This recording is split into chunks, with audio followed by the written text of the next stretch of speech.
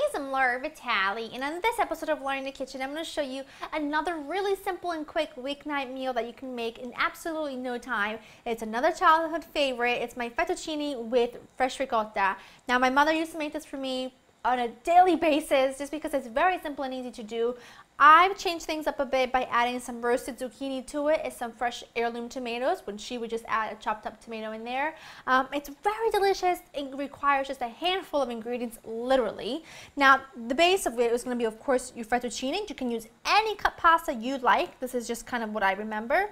You're going to need some zucchini, fresh ricotta, which is really crucial for this recipe, some fresh parsley, olive oil, salt and pepper, and then instead of using just one chopped tomatoes like she would, which you can totally do, I've opted to using these beautiful heirloom tomatoes that I found in my grocery store. So when I saw them, grabbed them right away. And I'm thrilled that you have enjoyed these quick recipes so much, because I always get nervous, are they too easy, are they going to like them? But at the end of the day, we all have the same problem.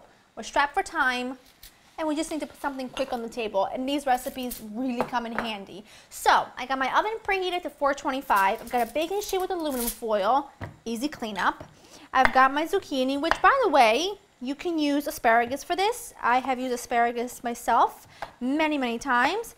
Just gonna cut this into large chunks, nothing too small, nothing too precise. I just want them to be about bite-sized pieces.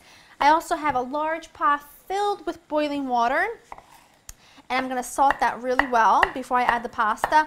Also, you're going to need some Parmigiano, of course, which I have in the fridge. I'm going to pull it out as soon as this is ready. Okay, my last zucchini going in, and also you can always use a mixture of veggies if you like too.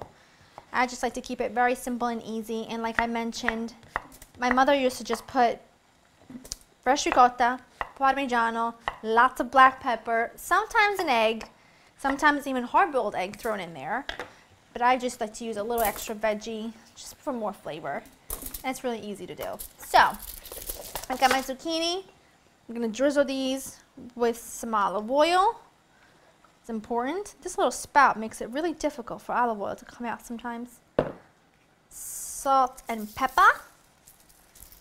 Give this a nice toss, and in the oven they go for about 10 to 15 minutes, or until they start to get a beautiful caramelized color on one side. But you don't want them to be in there so long that they completely cook to mush. You don't want that. Okay, so I'm going to pop these in, and then we'll get ready to add our pasta to the boiling water. I'm just going to add my fettuccine to my boiling water. I've salted it really well. Now, this is the part where people always get kind of confused. I get emails at the wazoo about how to make, how to stop pasta from sticking. A lot of people think that putting oil into the pasta water is key. If you add oil to your boiling water, all you're doing is adding a layer of grease, really, to your pasta, to the surface of your pasta, which means any sauce you put onto it isn't going to stick. So, pasta will release its starch within the first minute of cooking. So when you add your pasta in, as you can see, I have not stopped stirring this since I added it in there. So for the first minute of cooking, just keep stirring until about a minute, and then you can let it go. That way all of its starch is released, and it's not all sticking together. Cut these in half. I'm going to probably use most of these, not all of them.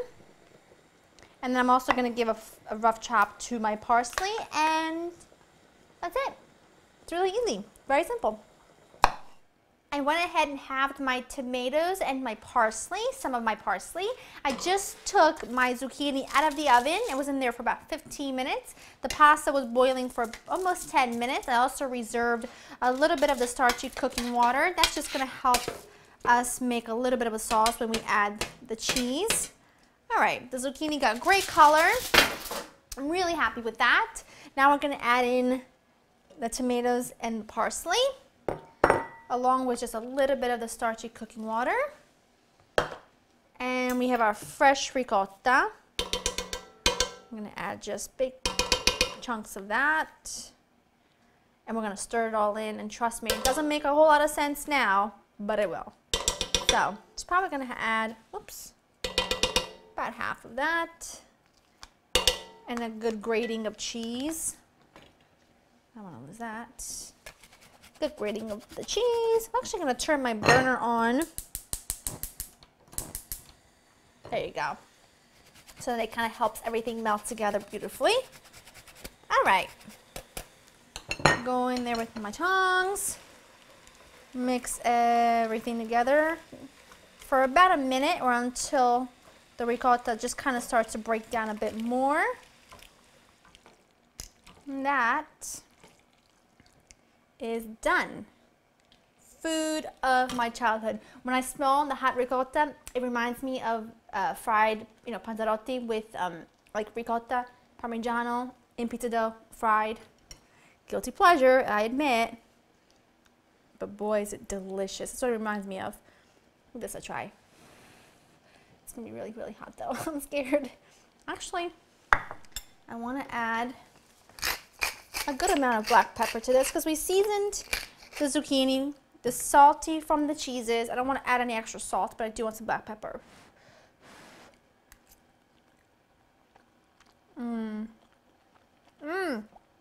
Super creamy, burst of the tomato, sweetness of the roasted, delicious zucchini.